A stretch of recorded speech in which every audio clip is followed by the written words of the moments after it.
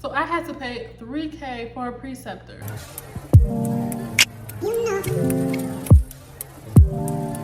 Hey guys, it's Maureen. Thank you for making it to my channel. Today I want to talk about finding a preceptor at Walden University. Okay, so first thing first, I want to say if you're going to do Walden's program, or at least the Psych NP program, probably any NP program, make sure you start searching for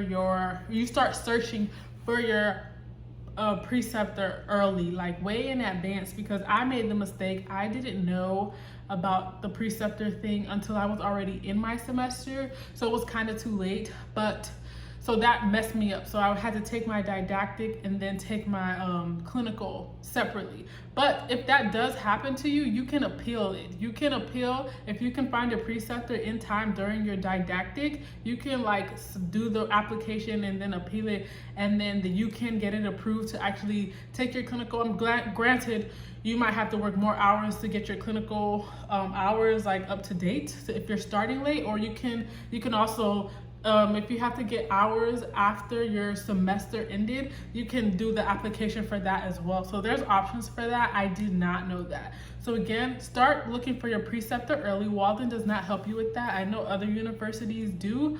So you have to pick and choose your battles. So Walden does have an affiliation database in the MediTrek. So you would go in there, put your zip code in, put the course number, and you can actually see preceptors that were used in the past, and they're already Walden affiliated. And that's also the other thing. I think it's easier to go with the Walden affiliated preceptor because they kind of already know what to do. They know what to expect as far as your assignments and your grades and things like that. So that's the easier route. So I would definitely say check out the Walden affiliation database. You can, so how it works though is that it's gonna give you all these places, and you're gonna have to reach out to them yourself and tell them, hey, I'm a Walden student. I would like to precept here, yada, yada, yada. And so sometimes you have to call, sometimes you get an email, sometimes they're full, some of them want you to pay. So just be mindful of that. But I would say do it in advance, even if you're not starting clinicals till a year from now, because they get booked quick. So I would definitely do that in advance. So for me, I didn't know. I had to resort to NP Hub. So I had to pay $3K for a preceptor. $3K. That broke my heart. Granted, you could do a payment plan or whatever. So with the NP Hub, they was able to find me a preceptor like within that day, Walden affiliated. So all the paperwork was there. So I was able to submit my paperwork quickly. And I love my preceptor. She's great. I will probably use her again. But just be mindful with NP Hub, preceptor link, preceptor tree, there's clinical matchmaking, things like that. You will be paying a fee. So basically when I did my research, I saw that it said that just be prepared to pay for a preceptor. So kind of just ran with that. But I mean, you could get lucky. You could find a preceptor that won't charge you. So that's where that database kind of comes in handy. Some of them won't charge you, but some of them will. Like I had one lady, I reached out to her, she was a doctor. We spoke on the phone, email, and then she finally told me, oh, for her to give me placement to send her $1,000 Cash App. I was like, I just don't have it. Like I don't have the $1,000 to just be giving there. So I went to the affiliation database and I went back to another person that I reached out to, and I was able to secure them for my next semester.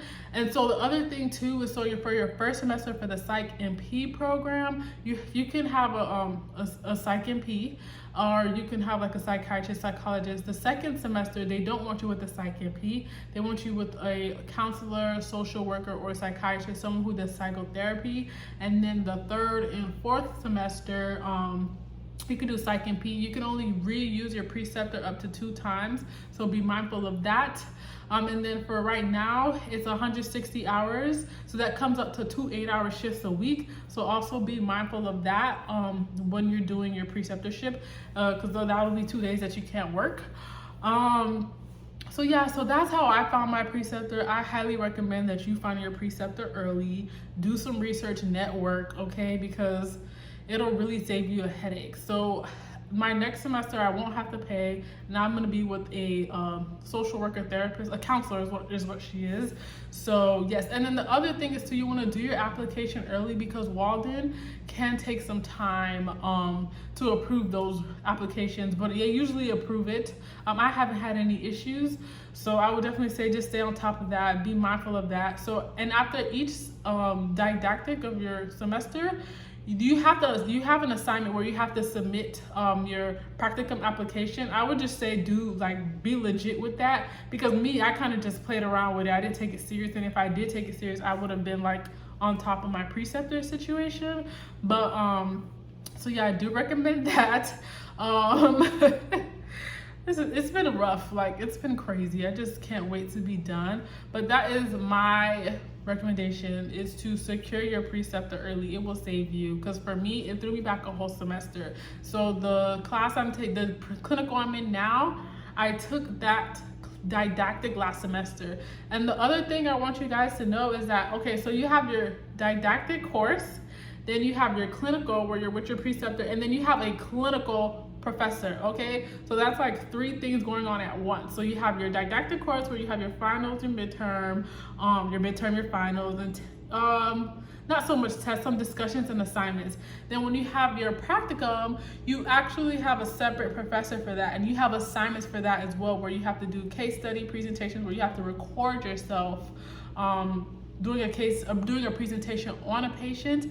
And then you also have assignments as well, and then she's the one that's tracking your MediCheck log, making sure you're seeing the right amount of patients, like the right amount of kids, the right amount of adolescents, the right amount of adults, the right amount of geriatrics. So that's one thing. And then you're with your actual preceptor. So your preceptor will check your case presentations that your teacher will be checking. So it's like a lot going on. And so also when you're in clinical, you have to do your patient log. So what I recommend is you bring your laptop with you. It's easier that way. And then you basically, during your session, you're typing your notes, all your stuff, and then you're on your downtime, or like after you see a patient, just submit it into MediCheck that same day. Because what I was doing was I was putting in a WordPad, then I would go home, try to upload it, and it was just too much. So then I realized just doing it that same day, like right after that patient encounter, it's a lot more easier. So yeah, that's pretty much it. I would just recommend that you guys get your preceptor early. Thank you guys for watching. Let me know if you have any questions.